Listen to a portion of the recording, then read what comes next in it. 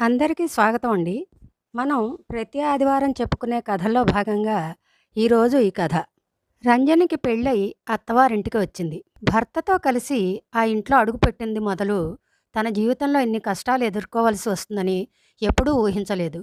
పెళ్ళంటే తన భర్తతోనే జీవితం అనుకుంది గానీ, ఇంతమంది మనుషుల మధ్య తను బందీ అయి ఉంటుందని మాత్రం అస్సలు అనుకోలేదు. భర్తతో కలిసి చనువుగా ఉండడానికి కూడా లేకుండా తన చుట్టూ అత్తగారు, మామగారు, ఇంకా పెళ్లి కాని మరిది, ఒక ఆడపడుచు ఉన్నారు.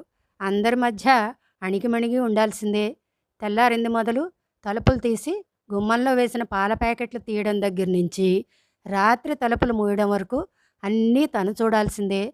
అమ్మా రంజని, ఓ కప్పు కాఫీ కలిపి తీసుకురా అమ్మా అంటూ మొదట్లో ప్రేమగా పిలిచిన అత్తగారు రాను రాను ఏమ్మా రంజని, నా మొహాన ఓ కప్పు కాఫీ చుక్కైనా పోస్తావా లేదా అంటూ దీర్ఘాలు తీయడం మొదలుపెట్టింది. అమ్మా రంజని, నాకు రాగిజావ ఇవ్వలేదమ్మా అంటూ మామగారు. రంజని, నా లంచ్ బాక్స్ రెడీ చేసావా భర్తగారి హడావిడి. వదినా, నాకు టిఫిన్ పెట్టండి అంటూ మరిది. వదినా, నా జుట్టుకు హెన్నా పెట్టు అంటూ ఆడపడుచు. ఇలా ఒకరోజు కాదు, ప్రతిరోజు ఎవరికి ఏం కావాల్సిన రంజనికి పనులు పురమాయించి చేయించుకోవడం ఇంటిల్లిపాదికి అలవాటైపోయింది. అందరికీ అన్నీ అందించి మిగిలిన పనులన్నీ చక్కబెట్టేసరికి అలసిపోయేది రంజని. 2 ఏళ్లు తిరిగాయి.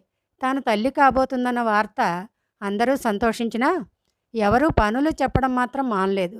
ఓపికగా లేకపోయినా ఓర్పుతో చేస్తున్న భార్య మీద కొద్దిగా జాలి వేసింది మురళికి. అయినా ఆ విషయాన్ని భార్య ముందు ఎప్పుడూ కనబరచలేదు. ఆ ఇంట్లో వాళ్ళు తనకెవరూ పరాయివారు కాదు కాబట్టి. తల్లిదండ్రుల విషయంలో కాకపోయినా తమ్ముడు చెల్లెలు అయినా తమ పనులు తాము చేసుకుంటే బాగుండును అనుకున్నాడు. 6వ నెల వచ్చినా మనిషిలో నిండుదనం రాలేదు.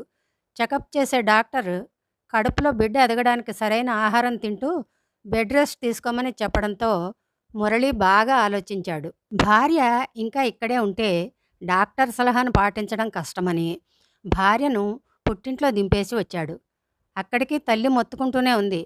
అలా ఎలా దింపేసి వస్తావు? 7వ నెల వచ్చాక మీ అత్తగారు వాళ్ళు వచ్చి స్వీట్స్ ఇచ్చి తీసుకెళ్ళాలి అంటూ. ఇప్పుడు అవన్నీ అంత ముఖ్యమా అమ్మా? తన ఆరోగ్యం కంటే పుట్టే బిడ్డ గురించైనా నేను ఈ నిర్ణయం తీసుకోవడం తప్పు పట్టకమ్మా అంటూ తల్లి చేదస్తాన్ని కొట్టిపడేశాడు మురళి. నెలలు నిండాయి. పండంటి బిడ్డను కన్నది రంజని. పిల్లాడికి 3వ నెల రాగానే బిడ్డతో కోడల్ని తమ ఇంటికి తీసుకొచ్చేశారు అత్తగారు. మళ్ళీ రంజనికి తప్పలేదు చాకిరీ. ఒక పక్క పిల్లాడిని చూసుకుంటూనే ఇంటి పనులు చక్కబెట్టడం, మరి కాస్త బాధ్యత పెరిగింది. సమయానికి పిల్లాడికి పాలు పట్టడానికి, నిద్రపుచ్చడానికి వీలు చిక్కేది కాదు రంజనికి. తల్లిగా మారాక కన్నబిడ్డ విషయంలో శ్రద్ధ తీసుకోలేకపోతున్నందుకు బాధగానే ఉంది. తనకున్న సహనం, ఓర్పు అన్నీ ఏమైపోయాయో అర్థం కాలేదు. తాను పుట్టింట్లో ఎంతో అల్లారుముద్దుగా పెరిగి ఇంజనీరింగ్ చేసి పెళ్లి చేసుకున్నందుకు అత్తింట్లో ఇలా బానిస బతుకు బతకడం తలుచుకుంటుంటే ఇప్పుడు ఏడుపొస్తోంది రంజనికి. భార్య మనసు అర్థం చేసుకున్నాడు మురళి. నిజమే, ఇంతకాలం తల్లిదండ్రుల్ని వదిలి వెళ్ళలేక తనకొచ్చిన ట్రాన్స్ఫర్ని తప్పించుకున్నాడు. కనీసం తోడబుట్టిన చెల్లెలు కూడా తన భార్యకు ఎలాంటి సహాయం చేయకుండా తన లోకంలో తానుండడం బాధ కలిగించింది. భార్య చదువుకున్నందుకు పెళ్ళైన కొత్తల్లోనే ఏదైనా ఉద్యోగంలో జాయిన్ చేయించకపోవడం నా తప్పే అనుకున్నాడు. ఇప్పుడు బిడ్డ పుట్టాక తండ్రిగా తన కుటుంబం మీద మరి కాస్త శ్రద్ధ తీసుకోవాలనుకున్నాడు. భార్యకున్న ఎన్నో టాలెంట్స్ వెలుగు చూడకుండా ఇంటికే బానిసైపోతూ అంతరించిపోకూడదు అనుకున్నాడు. బాగా ఆలోచించుకుని ఎలాగైతే ప్రయత్నించి కాకినాడ నుంచి విశాఖపట్నానికి ట్రాన్స్ఫర్ చేయించుకున్నాడు. అక్కడే ఒక స్కూలుకు దగ్గరలో ఇల్లు అద్దెకు దొరికేలా ప్రయత్నించాడు. ట్రాన్స్ఫర్ అయిన విషయం తల్లితో చెప్పాడు. మీకు దూరంగా వెళ్ళిపోవాలనే ఉద్దేశం కాదు కానీ ప్రస్తుతం మీకు తమ్ముడు చెల్లి తోడుగానే ఉన్నారు. మీలోనూ ఇంకా ఓపిక సన్నగిల్లలేదు. వాళ్ళ పెళ్ళిళ్ళయ్యాక మీరు మా దగ్గరికి ఎప్పుడైనా రావచ్చు, వెళ్ళొచ్చు. లేదంటే పూర్తిగా మా దగ్గరికి వచ్చి ఉండిపోయినా మాకు సంతోషమే.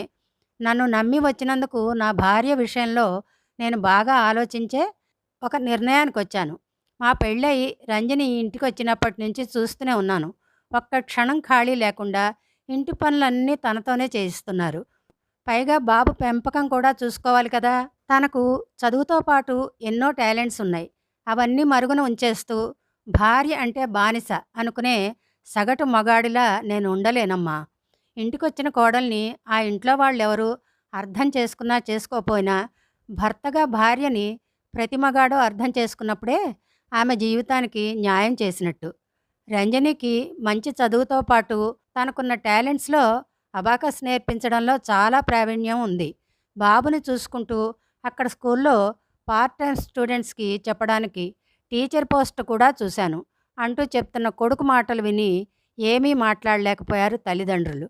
భుజంపై పిల్లాడిని జోకొడుతూ అప్పుడే అటుగా వచ్చిన రంజని భర్త మాటలు వింది.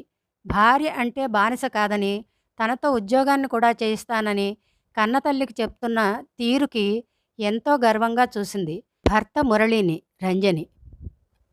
అదండి కథ. సంసారాల్లో ఇలాంటి స్వార్థజీవులు కూడా ఉంటారు. ఏది అత్తగారు, ఆడబడుచు, మరిది వగైరా వగైరా. ఈరోజు ఉమెన్స్ డే సందర్భంగా ఆడవారందరికీ శుభాకాంక్షలు. ఈ కథ కూడా అందుకు తగ్గట్టుగా బావుంది. అర్థం చేసుకునే భర్త దొరకడం కంటే స్త్రీకి జీవితంలో పరిపూర్ణత లేదు కదా! మళ్ళీ ఇంకో వీడియోతో త్వరలో కలుద్దాం.